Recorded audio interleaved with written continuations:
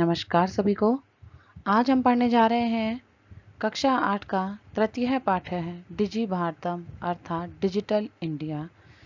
Digital India से हम सभी वाकिफ हैं, हम उसे जानते हैं, अर्थात भारत के समस्त व्यापार और समस्त कार्य जो आज ज़्यादा से ज़्यादा इंटरनेट के माध्यम से होने लगे हैं वही कहलाता है डिजी भारतम।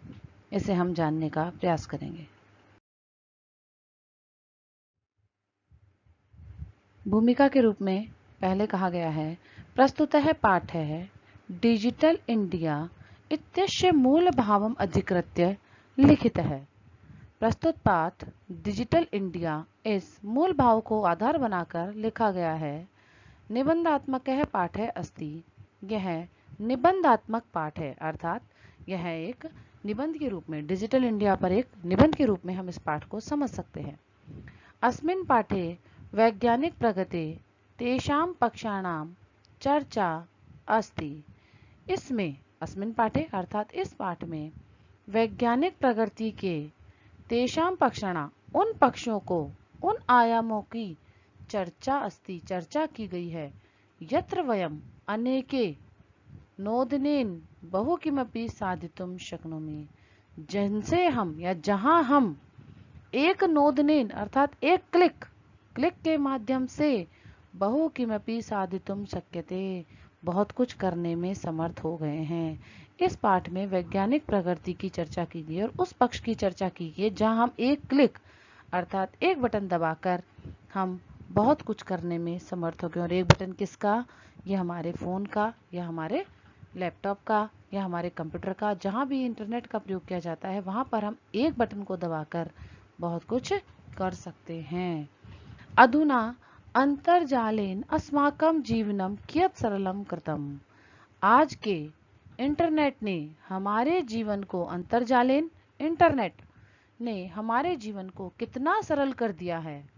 वयम भौगोलिक दृष्टया परम अत्यंत निकटम आगता अस्मै कि हम भौगोलिक दृष्टि से एक दूसरे के बहुत नजदीक आ गए हैं। अनेन जीवनस्य प्रत्येक कार्यम सरलम जातम अस्ति। इसके द्वारा जीवन का प्रत्येक कार्य, हमारे समस्त क्रियाकलाप सरल हो गए हैं, सुविधाजनक हो गए हैं। एतादृशः एव पाठा भाव अस्मिन् एतादृशा एव भावा पाठे अस्मिन् सरल संस्कृतेन व्यक्ताः सन्ति। इसी प्रकार के भावों को यहाँ सरल संस्कृत में व्यक्त किया गया है। तो इस पाठ में हम डिजिटल इंडिया के बारे में पढ़ेंगे। यह एक निबंधात्मक पाठ है। इसमें हम बात करेंगे हमारी उस वैज्ञानिक प्रगति की जिसके अंदर हम एक क्लिक के माध्यम से अर्थात एक बटन दबाकर बहुत सारे कार्यों को करने में समर्थ हैं। और यह कहाँ समर्थ हैं? जहाँ हमारे पास इंटरनेट की सुविधा है। यह हम इस प्रकार भौगोलिक दृष्टि से एक दूसरे के बहुत निकट आ गए हैं कि हम दूर दूर बैठे होकर भी इंटरनेट के माध्यम से एक दूसरे के इतने नज़दीक आ गए कि हम जिस भी प्रकार का संदेश चाहे तुरंत पहुंचा सकते हैं। सामने वाले को हम प्रत्यक्ष देख के किसी भी तरह की चैट कर सकते हैं, उससे हम बात कर सकते हैं। और जीवन के कितने कार्य हमारे लिए आसान हो गए हैं। अब हमें बैंक आदि में जाने की आवश्यकता नहीं है, वो कार्य भी हम घर पे कर सकते हैं। इस तरह से इस पाठ में उन सभी कार्यों की हम चर्चा करेंगे जो डिजिटल इंडिया के माध्यम से हमारे लिए आसान हो गए हैं। अधुना वयम पाठम आरंभ कुर्मः। अब हम पाठ आरंभ करते हैं। पाठ का नाम हम बता चुके हैं, तृतीय पाठ है डिजि भारतम। अद्य संपूर्णे विश्वे डिजिटल इंडिया इत्यस्य चर्चा श्रूयते। आज संपूर्ण विश्व में डिजिटल इंडिया यह चर्चा सुनाई दे रही है। अस्य पदस्य कः भावः इति मनसि जिज्ञासा उत्पद्यते। अस्य पदस्य इस पद का, डिजिटल इंडिया इस पद का क्या भाव है, यह मन में जिज्ञासा उत्पन्न होती है। काल परिवर्तनेन सह मानवस्य आवश्यकता अपि परिवर्तिते। जैसे जैसे समय परिवर्तन होता है मानव की आवश्यकता भी परिवर्तित होती है। प्राचीन काले ज्ञानस्य आदान प्रदानम मौखिकम आसीत। प्राचीन काल में मनुष्य का ज्ञान क्या था, आदान प्रदान क्या था? मौखिक था। मनुष्य जो अपना ज्ञान प्राप्त करता था वह मौखिक ज्ञान प्राप्त करता था। अर्थात पहले गुरु शिष्य परंपरा थी। वहाँ गुरु ज्ञान दिया करते थे और शिष्य उसको सुनकर याद रखा करते थे। किसी भी प्रकार का लेखन के माध्यम से वहां कार्य नहीं होता था। विद्या च श्रुति परंपराया गृह्यते, इसमें विद्या सुनने के आधार पर ही ग्रहण की जाती थी, अर्थात वही बात कि गुरु की बात शिष्य सुनते थे और उसे अपने मन में धारण करते थे। इस तरह सुनने के द्वारा ज्ञान को हम ग्रहण करते थे। अनंतर ताल पत्रोपरि भोजन पत्रो ऊपरी च लेखन कारम आरब्धम। फिर धीरे धीरे जैसे जैसे ज्ञान का विस्तार होने लगा और ज्यादा से ज्यादा लोगों को आवश्यकताएं बढ़ने लगी, तो ताल पत्र के ऊपर या भोज पत्र के ऊपर लेखन कार्य आरंभ हुआ। ये कोई ताल नाम का वृक्ष है, उसके पत्ते पर लिखा जाता था, या फिर भोज नाम का कोई भोज पत्र होता था, उसके ऊपर लिखना प्रारंभ हुआ। परिवर्तने काले कर्गतस्य लेखन्या च आविष्कारेण सर्वेषामेव मनोगतानां भावना कर्गदोपरि लेखनम प्रारब्धा। परिवर्तने काले, धीरे धीरे समय बदलता गया और कर्गदस्य लेखन्या च, कागज का और लेखनी का, पेन आदि जो हम लिखते हैं, पेन कलम आदि, उनका विकास हुआ, आविष्कार हुआ। और सर्वेषाम एवं मनोगतानाम भावानाम, और हमारे सभी मनोगत भावों को कर्गदोपरि, कागज के ऊपर लेखनम प्रारब्धम, लेखन प्रारंभ हुआ। तो पहले जो ज्ञान था श्रुति परंपरा से था, उसके बाद में वो तालपत्र और भोजपत्रों पर लिखा जाने लगा। लेकिन जैसे जैसे अन्य आविष्कार होते गए, कागज का आविष्कार हुआ, लेखनी का आविष्कार हुआ, तो अपने मनोगत भावों को कागज के ऊपर लिखना प्रारंभ हो गया। टंकण यंत्रंश आविष्कारेण तो लिखिता सामग्री टंकिता सती बहुकालाय सुरक्षिता अतिष्ठतम। जब टंकण यंत्र का, टाइपिंग का जब आविष्कार हुआ, टाइपिंग करने के जो यंत्र था उसका आविष्कार हुआ, तो लिखी गई सामग्री को बहुकाल तक सुरक्षित रखा जाने लगा। कि धीरे धीरे, पहले तो हम केवल कागज पर लिखते थे, लेकिन लिखा हुआ ज्यादा समय सुरक्षित नहीं था, तो इसलिए धीरे धीरे वहां पर क्या हुआ, टंकण मतलब टाइपिंग शुरू हुई और लिखी हुई सामग्री ज्यादा समय तक सुरक्षित रहने लगी। वैज्ञानिक प्रविधि प्रगति यात्रा पुनरपि अग्रे गता, लेकिन जो हमारी वैज्ञानिक तकनीकी थी उसकी यात्रा और आगे बढ़ी। मतलब वैज्ञानिकों ने अपनी प्रविधि को, अपने जो तकनीकी थी उसकी प्रगति की यात्रा को रोका नहीं। वैज्ञानिक निरंतर आविष्कार करते रहे। अद्य सर्वाणि कार्याणि संगणक नामकेन यंत्रेण साधिता भवन्ति, और आज तो सभी कार्य संगणक नाम के यंत्र के द्वारा होते हैं। संगणक यंत्र क्या है? हमारा कंप्यूटर। कि धीरे धीरे वैज्ञानिकों के आविष्कार बढ़ते गए और हमें कंप्यूटर नाम की चीज मिल गई, जिससे आज सारे कार्य होने लगे। समाचार पत्राणि पुस्तकानि च कंप्यूटर माध्यमेन पठ्यन्ते लिख्यन्ते च। समाचार पत्र, पुस्तक कंप्यूटर के माध्यम से ही पढ़ी और लिखी जाती हैं। आज हमें पुस्तक और समाचार पत्र पढ़ने के लिए कंप्यूटर आवश्यक है और कंप्यूटर के माध्यम से हम आसानी से पढ़ सकते हैं। कर्गद उद्योगे वृक्षाणाम उपयोगेन वृक्षः कर्त्यन्ते, इसमें है क्योंकि कागज के उद्योग में, जब हम कागज पर किसी चीज को लिखते हैं, और कागज किससे बनता है? वृक्षों से बनता है। इसलिए कह रहे हैं कि कर्गद उद्योगे, कागज के उद्योग में, कागज को बनाने के लिए जो उद्योग लगाए जाते हैं उनके लिए वृक्षाणाम उपयोगेन, वृक्षों का उपयोग किया जाता है। वृक्षः कर्यन्ते, इसमें, और उसके लिए वृक्ष काटे भी जाते थे। परम संगणकस्य अधिकाधिक प्रयोगेण वृक्षाणाम कर्तने न्यूनता भविष्यति इति विश्वास है। परम लेकिन संगणकस्य अधिकाधिक प्रयोगेण, जब संगणक का अर्थात कंप्यूटर का अधिकाधिक प्रयोग किया जाएगा, वृक्षाणाम कर्तने न्यूनता भविष्यति इति विश्वास है, तो वृक्षों को काटने के अंदर न्यूनता आएगी, कमी आएगी, ऐसा विश्वास है। क्योंकि जब हम ज्यादातर कार्य हमारे कंप्यूटर के माध्यम से करेंगे तो कागज पर लिखने का कार्य कम हो जाएगा, और उसके लिए जो उद्योगों के लिए जो कागज बनाने वाले उद्योग वृक्षों को काटते हैं वो भी धीरे धीरे कम होने लगेगा, ऐसा हम सोच रहे हैं। अनेन पर्यावरण सुरक्षाया दिशि महान उपकारो भविष्यति, और इससे पर्यावरण सुरक्षा की दिशा में महान उपकार होगा, क्योंकि ये बहुत बड़ा कदम होगा कि पर्यावरण की सुरक्षा होने लगेगी। अधुना आपने वस्तु क्रयार्थम रूप्यकाणाम अनिवार्यता नास्ति। अच्छा देखिए, कंप्यूटर ने और काम आसान कर दिया। एक तरफ तो इसने पर्यावरण की रक्षा की और लिखी हुई सामग्री ज़्यादा समय तक रहने लगी हमारे पास में, क्योंकि हम उसको कंप्यूटर में सेव कर लेते हैं और वो ज़्यादा समय तक हमारे पास रहती है।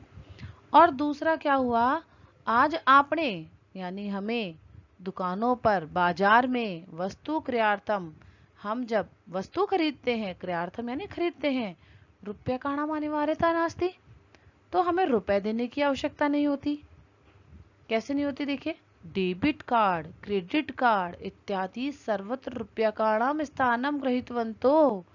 डेबिट कार्ड और क्रेडिट कार्ड आदि ने रुपयों का स्थान ले लिया है कि अब हमें कैश देने की, रुपए देने की आवश्यकता ही नहीं रहती। कहीं डेबिट कार्ड और क्रेडिट कार्ड, इनका हम प्रयोग कर लेते हैं और वो रुपयों के स्थान पर हमें काम आ जाते हैं। वित्त कोशस्य मतलब बैंकस्य, वित्त कोश यानी हमारे बैंक, चापी सर्वाणी कार्याणि संगणक यंत्रेण संपाद्यन्ते। बैंक भी सभी कार्य आज कंप्यूटर के माध्यम से ही कर रहे हैं। कैसे कर रहे हैं कि हमें बैंक में पैसा डालना है, वहां से निकालना है, किसी और के अकाउंट में डालना है, सारे काम हम आज बैंक में जो जाना है और वहां पे लाइन में लगना है, उसके स्थान पर हम सारे काम कंप्यूटर के माध्यम से ही कर लेते हैं। बहुविध अनुप्रयोगा, बहुविधा अनुप्रयोगा, ऐसे बहुत सारे प्रयोग हैं। मुद्रा विहीनाय विनिमय, मुद्रा विहीन विनिमय, इसको हम कहते हैं मुद्रा यानी पैसा और हीन यानी मुद्रा के बिना, विनिमय मतलब आदान प्रदान, किसी को कोई चीज देना और लेना। सहायका संति, बहुत सारे प्रयोगों में हम या बहुत सारे ऐप के माध्यम से, ऐप अनुप्रयोग अर्थात आपके जो ऐप चलते हैं आज, जैसे भीम ऐप है, अमेजोन पे है, ऐसे बहुत सारे ऐप हमारे पास चलते हैं जिनसे हम पैसा दुकानों में दे देते हैं। तो उन बहुत सारे ऐप के माध्यम से मुद्रा विहीनाय विनिमय, बिना पैसे के विनिमय यानी आदान प्रदान, जिसे हम क्या बोलते हैं, कैशलेस ट्रांजैक्शन, सहायका संति। बहुत सारे ऐप आज ऐसे बन गए हैं इस कंप्यूटर में जिसके माध्यम से हम मुद्रा विहीन विनिमय करने लग गए हैं, कैशलेस ट्रांजैक्शन में हम सब जुड़ गए हैं। कुत्रापि यात्रा करनिया, कहीं पर भी हमें यात्रा करनी हो, रेल यात्रा पत्रस्य, रेल यात्रा पत्र यानी रेल यात्रा का टिकट, वायुयान यात्रा पत्रस्य, वायुयान यात्रा पत्रस्य, वायुयान का टिकट अनिवार्यता अद्य नास्ति, हमें इस प्रकार का टिकट लेने की आज आवश्यकता नहीं है। जो हम पहले कागज पर टिकट निकालते थे, हम रेल यात्रा के लिए रेल की लाइनों में जाके खड़े होते थे वहां पर अपन उस पे रेलवे स्टेशन पर, और वहां से हमें एक टिकट मिलता था।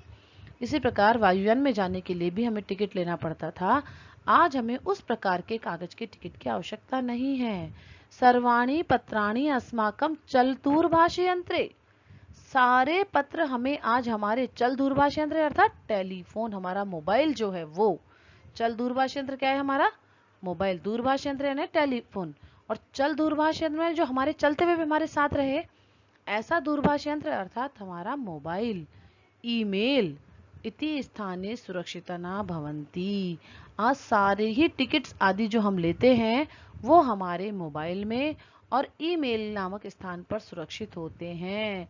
यानी संदर्श्य वयम सौकर्येण यात्रा आनंदम ग्रहीमहे, यानी संदर्श्य उनको दिखाकर, वयम सौकर्येण हम बड़े आराम से सुरक्षित होते हुए, यात्राएं आनंद ग्रहीमय यात्रा का आनंद लेते रहते हैं, कि हम बड़े आसानी से उनको दिखाकर यात्रा का आनंद लेते हैं। हमें किसी भी प्रकार के टिकट को लेने की आवश्यकता अब सामने से नहीं होती।